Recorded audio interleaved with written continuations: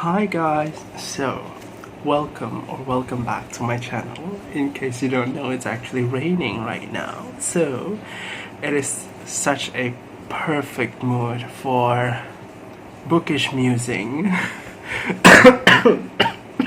It's cold. Anyway, yeah, in this video I'm going to talk about this very short book. It's Tokyo Ueno Station by Yu Miri, and this one was originally written in Japanese, translated into English by Giles. So I read this book fairly quickly. The writing style is simple. It's a very straightforward read, but I feel that it is also something that is packed with a lot of meanings.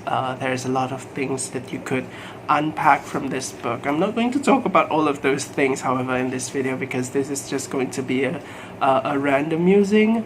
So I'm just going to talk about things that really stood out for me. So maybe you might have heard of this book before.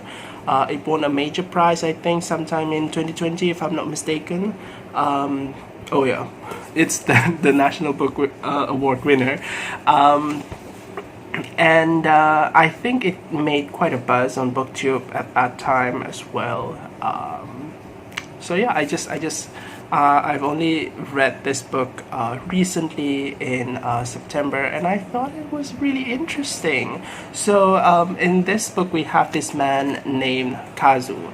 Now if you start this book without reading anything, any of the descriptions, in my case, in this in the dust jacket, or in some instances maybe at the back cover, you might not notice this, but the protagonist of this book, Kazu, a Japanese man, is already dead by the time this story starts. You might not realize it if you have not read the description, but he's already a dead person. But if you have, then what you're gonna see at the beginning of this book is that you're gonna see how he is he's sort of like a dead man's spirit, and he is roaming the Ueno Station in Tokyo, and also the Ueno Park as well. So basically this book is kind of like how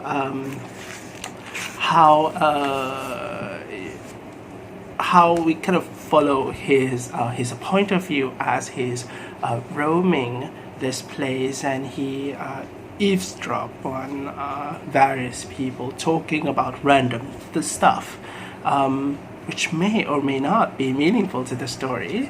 But yeah, basically we see that, and he sort of becomes a tour guide in this book as he takes us to various parts of Ueno Park, as it takes us to the busy and crowded Ueno Station as well. So it's kind of a bit like a literary fiction travelogue, some sort of travelogue, where our tour guide is a dead man, spirit of a dead man.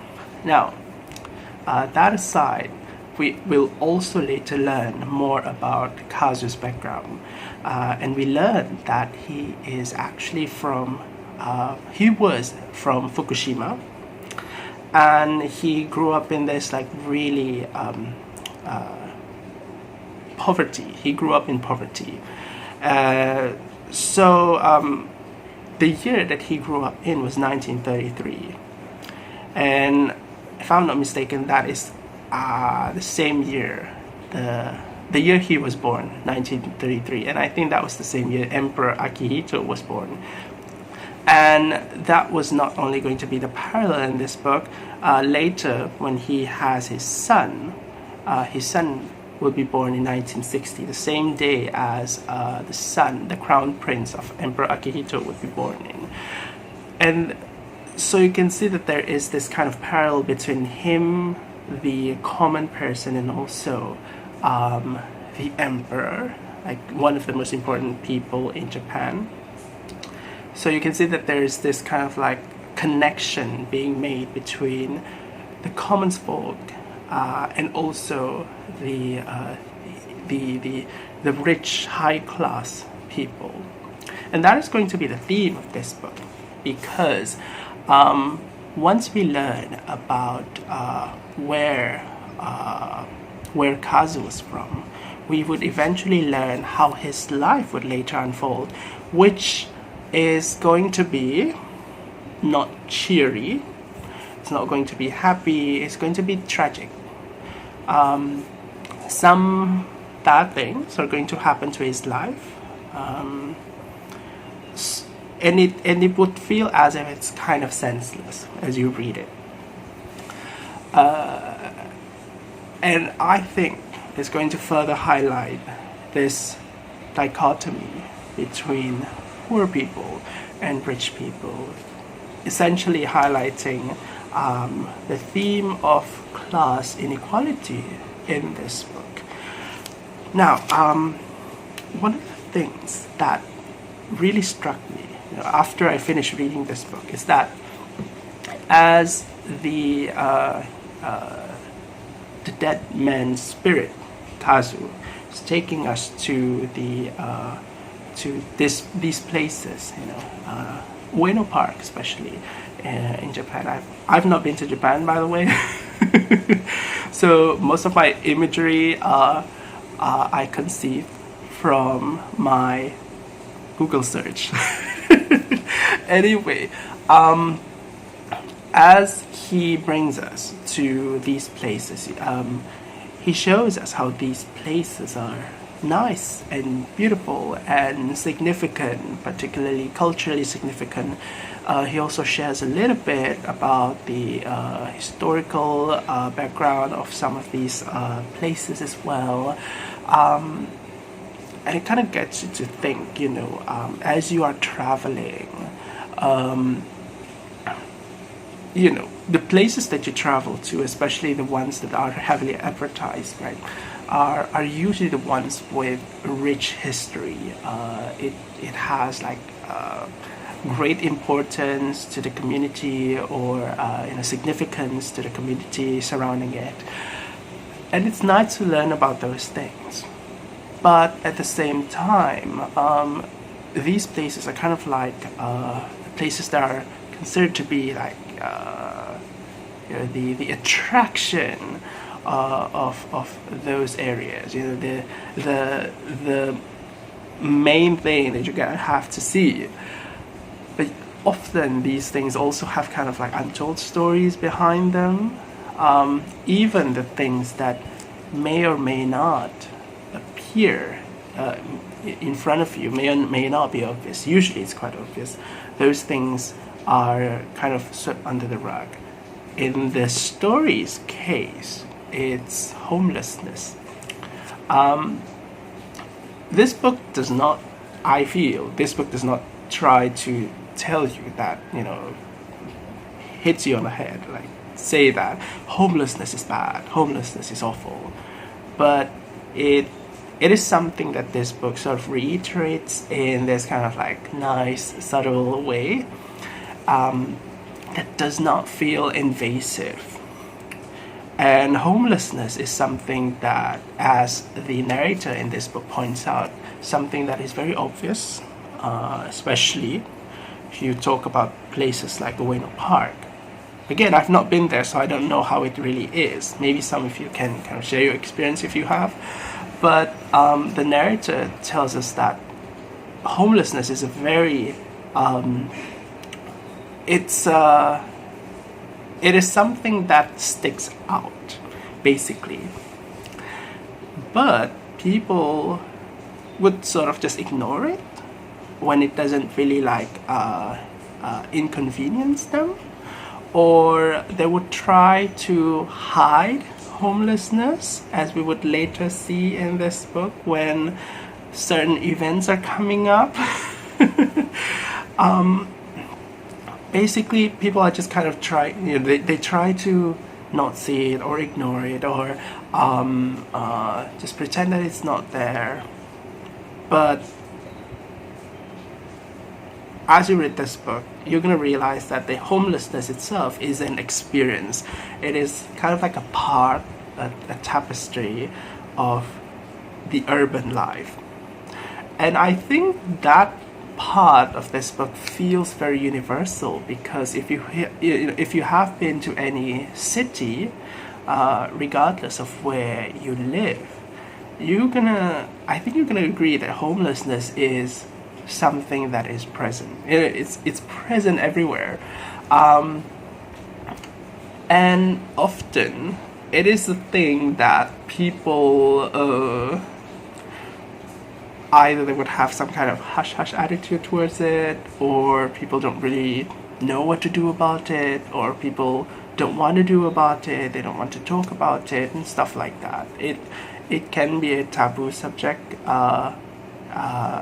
in certain places. And I don't know, it's just strange to me, because I've never been homeless. And the way that it is portrayed in this book, it shows that there's this kind of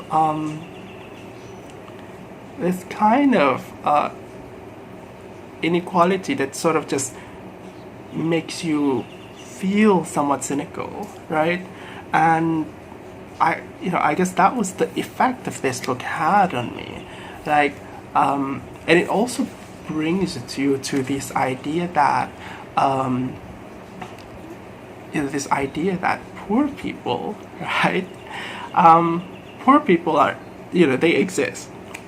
And it reminds me of this kind of like what I would consider as a myth, that, for poor people to have a better life, they just have to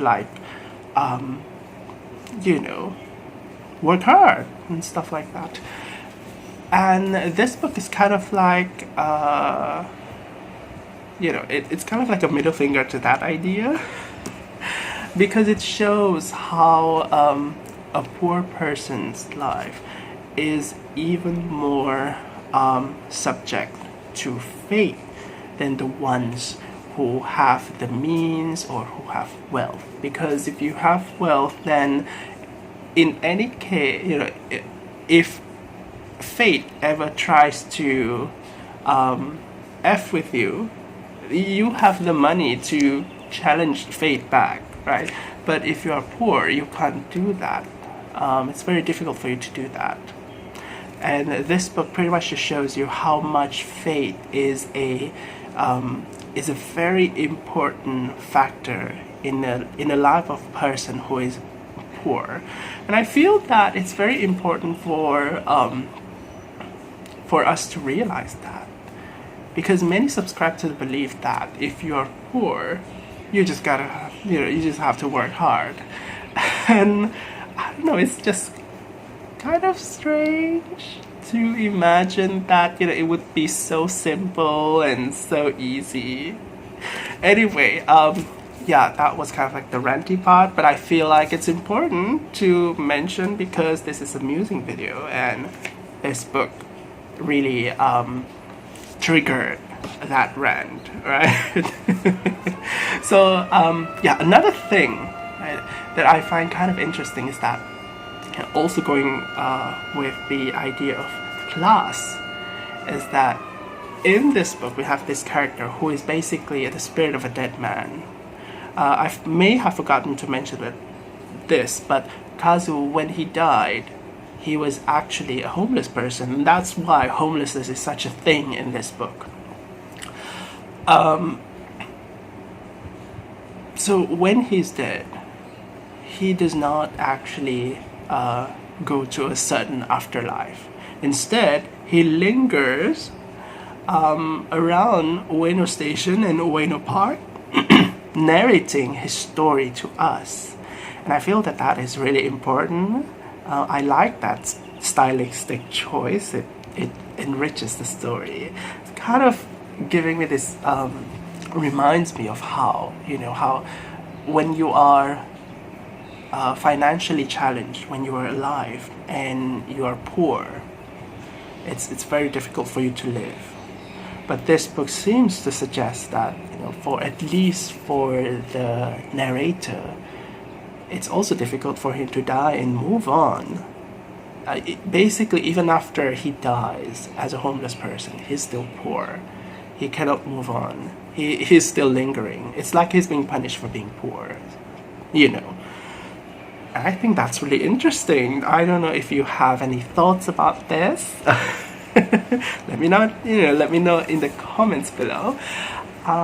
So yeah, I think a lot of things to think about. Especially when it comes to class in this book.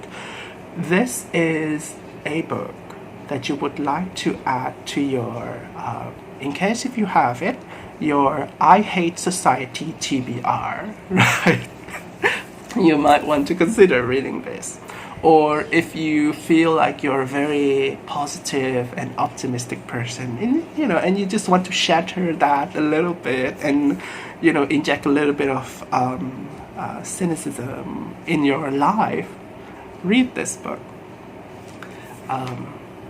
So yeah, I guess that's it for this book talk, and I'll see you again in a different one. So until then, take care. Thanks for watching, and bye.